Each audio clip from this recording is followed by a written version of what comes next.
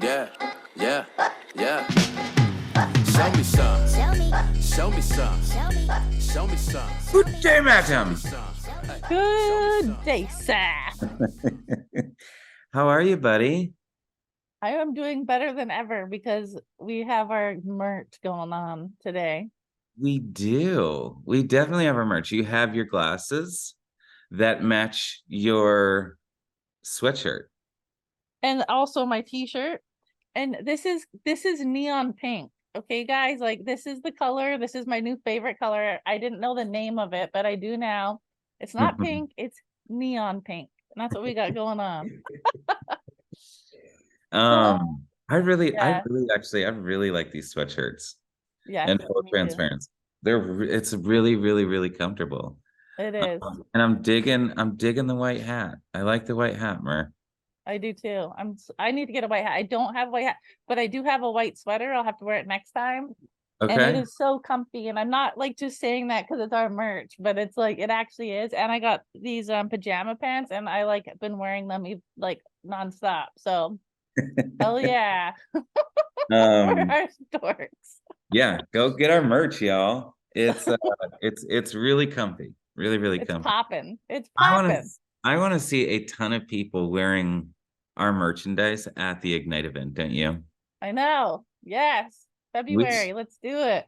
We should do something. We should do something kind of cool or something kind of like special for like everyone that comes up with us that's wearing our merchandise.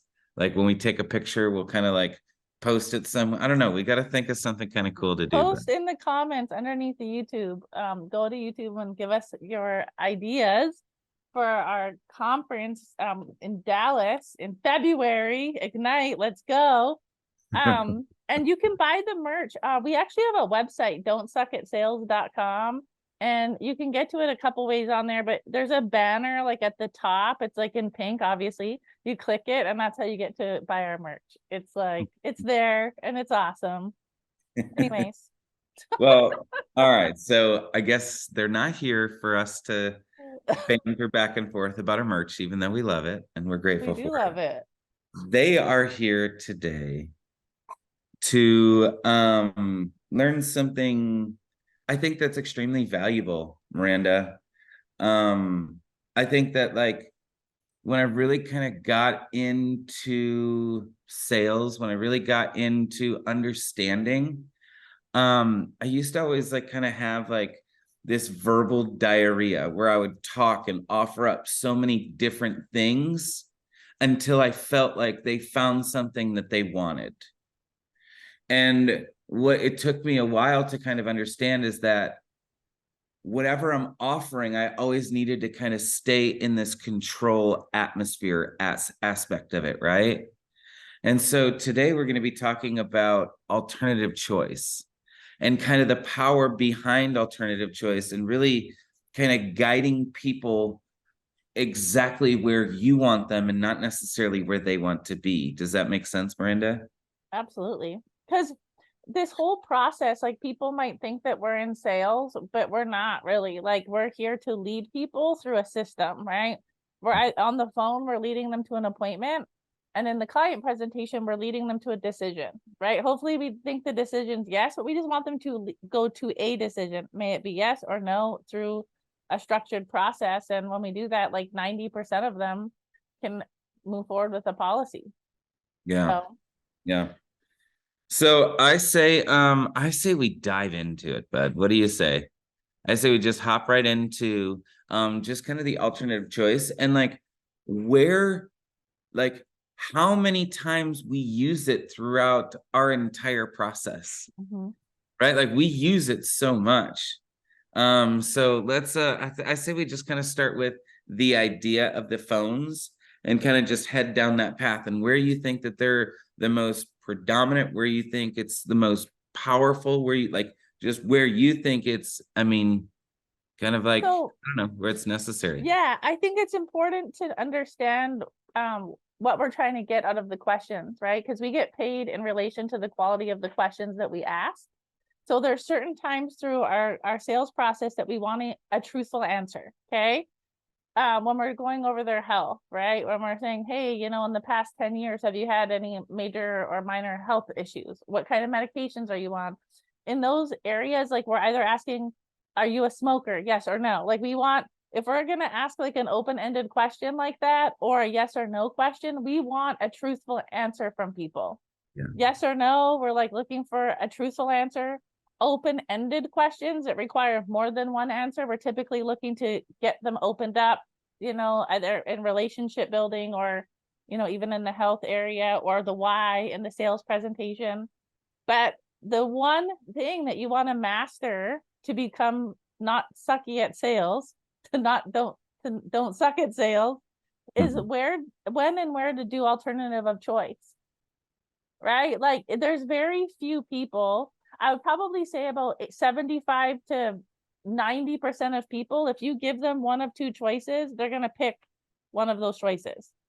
My 13-year-old, however, I might say, do you want pizza or Chinese food? And he goes, well, I want Mexican. Like he's one of those rare examples. He's always, but he is my kid. So anyways, so here's the deal. So once we get through the phone call, right, there's a part in the script, in a lot of the phone scripts out there, which before you get to picking a time with people, you're going to ask something along the lines of, John, so like what time do you and Jessica normally get home from work? What normally works better, mornings, afternoons, evenings, like what's that kind of look like? You're doing detective work to figure out what's going on with the client. So when you dive into the picking the times, you already kind of know, but now it's like we offer two of them. When we're now in the mode where we want people to make a decision, we offer two things, two choices, right? So on the phone call, once I do my detective work on John's schedule, now I'm going to go into two. So John, okay, you said evening, so would 5:15 be good or 7:15 work better when you and Jessica are both home together? Yeah, and it's either or. Would this work or Yes. would this be better? Yep. Right? And then what's important is repeat what you just asked, right? So John, would 5:15 or 7:15 work better for you and Jessica together? So do you want to go with the 5:15 or the 7:15 work best? Yeah, the 7:15. So now, because sometimes people aren't really paying attention. So if you repeat it, they're even more likely to pick it. But here's the part that especially new people lose at, okay? I was trained something in my early phone days that probably changed my life, okay? I was trained to offer two times until they hung up or they picked something. That's it, right? Tell you that you drove them crazy, or they hung up on you. But and again, there's more fancy footwork behind it, but new people or people that are not getting the results they want, this is what they do, John, on the phones. So John, so they've already done their detective work, and now I say, so say no to me. So do you want to do 5:15 tomorrow or 7:15? Which would be better, the 5 or the 7:15 when you and Jessica are home together? No, neither one of those would work. Okay. Well, I have the next day at 5:30 or 7:30. Which would work better? Say no. Neither one of those would work either. Okay. So when do you guys want to do it? Like, what's your schedule like after that? There. I don't know, probably sometime next weekend. Okay. And here's the thing. If they don't book within like 24 to 48 hours, I would say book them same day if you can. They're not going to show up. They're just not. Now that's a whole nother training on how to get them to show up when you book them too far out. But what ends up happening, I've listened to tons of calls this week, is we are not offering two times. And we're just giving in. And what ends up happening through this whole process is the person that's in control, they win. Yeah. Right? So you want to adopt, especially on the phone, like this confidence of an attorney or a doctor's office. Like every single one of you listening has, like, you went through like a state exam, you sat down and did like a test. Like you are, licensed and insured to do this. Your client is not, or they would be selling themselves their own policy. So act like that. Like take that, right? People want to buy from people that are competent. And as soon as I'm in control and I say, John, what works for you? I gave away my confidence. It was like, I just handed it to him and said, I'm not confident anymore. Like, you just tell me when you want to do it and I'll do it, you know? And it, Right. so. So, buddy, that's really good. And like, all right, so let's say that, right? For example, all right, so you offered up whatever, you offered up your 5:15 and your 7:15. And then I said no to that. And then you go to the following day at 5:15 or 5:30 and 7:30. What does that conversation look like for you with that client, with that prospective client? Because they're not a client right now. With that prospective client, like how do you check them right there after the second time of offering? So the best thing you can do is have on your schedule your time blocks when you're free. Because if you do, when you're running these appointments, because if you don't have that, you don't know what to offer these people. Right. Right. Because at this point, I want people to be greedy. I want you to worry about your schedule. You're the professional. As soon as I'm worried more about John's schedule than mine, he's going to sense that he's more important than you. And that's not how you want to be here. So if you have that out, John, very confidently, you can just go to the next time. We did a call last week with what was his name? Are you talking about forehand? Forehand, yes, the forehand fire drill, yes. He was so good. For 30 minutes, he went and asked me questions, because he was confident. You can get away with it if you're confident. So the first thing is you just go two times with confidence. That would be number one. The second thing that you want to do is there's something called a busy objection. And I know we've talked about it in the past, but if somebody starts saying that they're busy or they can't do it, if you want to like get on their good side, ask them 3 questions about it. So if you say, John, you're busy because you're working, I could say, oh, wow, what do you do for work? Right? And ask him like 2-3 questions about it. How long have you been doing it? You know, wow, how'd you get into that industry? And then go, I'm so busy, John, let me just see what I have left. And then you go back to it. So that's like the magic bullet, because now we're friends. Now you know that I care about you. It kind of gives you permission to go back in when you tell them how busy you are, right? So I could go, that's a whole other training, but you just got to do the 2 times, man. That's it. And that, I think that doesn't happen more than it does. And I want to say this too, Miranda, struggle to find those times. Like, I know that this sounds, it sounds whatever, but like struggle to find those times. It's like, oh my gosh, evenings, everyone wants the evenings. So let me just look really quick here at my calendar. Ooh, that's taken. Ooh, there's probably one. Okay. Miranda, I have a 6:07 available. And do I even have anything else? No. Oh, yeah. Oh, there we go. I have a 6:07 and then a 7:53. So let me just repeat one more time. I have a 6:07 available or a 7:53. Would the 6:07 be good, or would the 7:53 be better?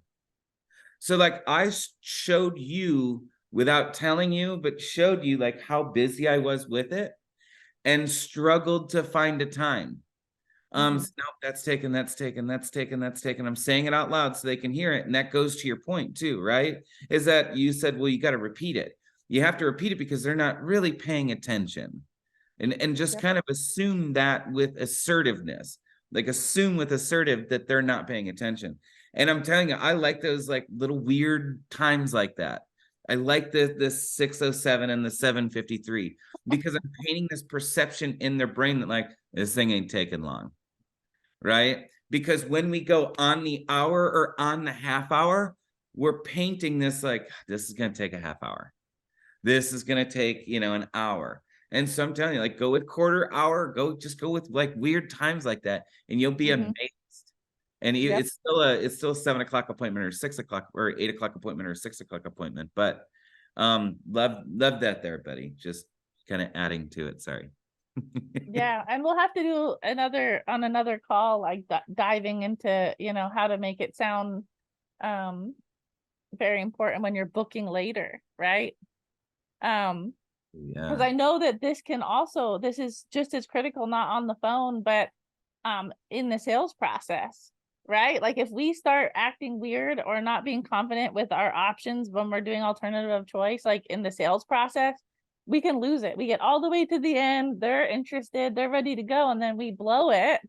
And I've done it when I was brand new. I remember doing like I put something down, and then we were all being quiet and they didn't say anything. So I'm like, well, or we could do this. And I totally like blew it, you know? So let's talk about that too. And then on another episode, we'll really dive into, you know, the expert level of this stuff. But yeah, it's so true. That first one that talks loses, right? I know it sounds so crazy, but when you ask a question, like, just shut up. And all you do is like, if you feel uncomfortable and it's really uncomfortable for you, just repeat the question. Oh, sorry, I don't know if you heard me. So boom, and then just repeat the question. Like if it's too uncomfortable for that long and you feel that urge or that desire, that need to talk, all you're going to do is repeat the question. Do not jump in with that, what do you call it, Mer? Babble, psychobabble BS. oh, that's a good one. That's a good one. So yeah. And then, yeah, buddy, I think so. I thought that this is an awesome just kind of idea for today's call and that alternative of choice. I think it's so important. I know we really didn't get to the sales side of it. I guess we could do it really quick. I know we're at the top of our time here. But the sales side of it too, Miranda, I think it's really important.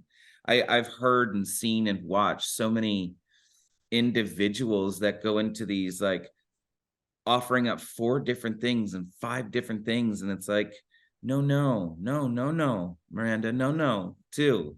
It's 2, because all you're going to do by offering up more than 2, you're creating a confused mind, and confused minds will never buy from you.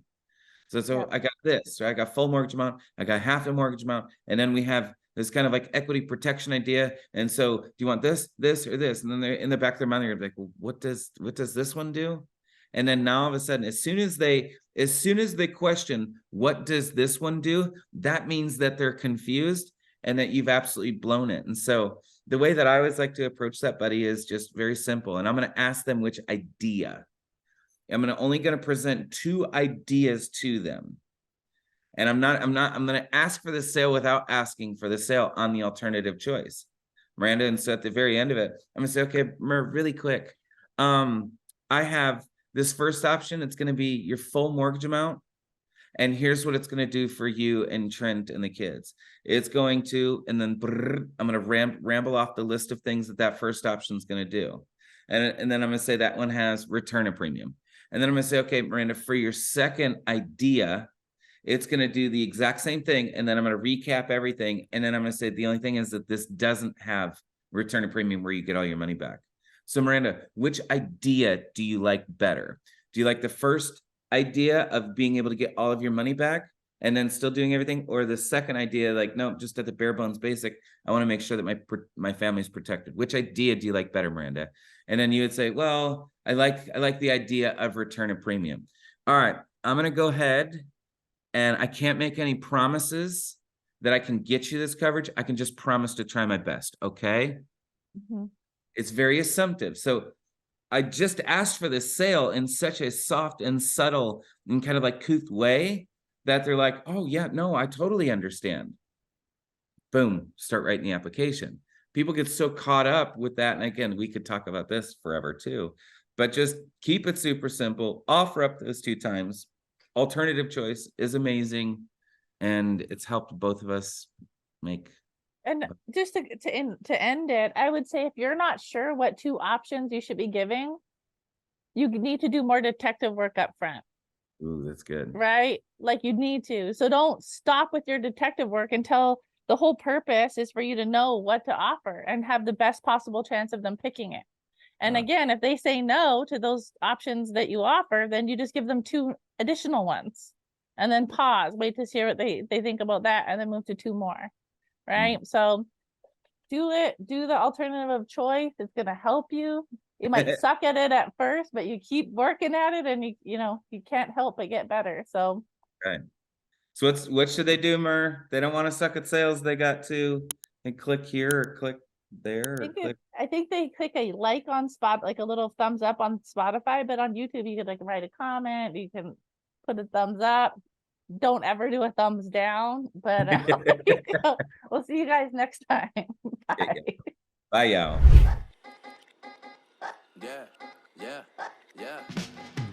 Show me some. Show me some. Show me some. Show me some.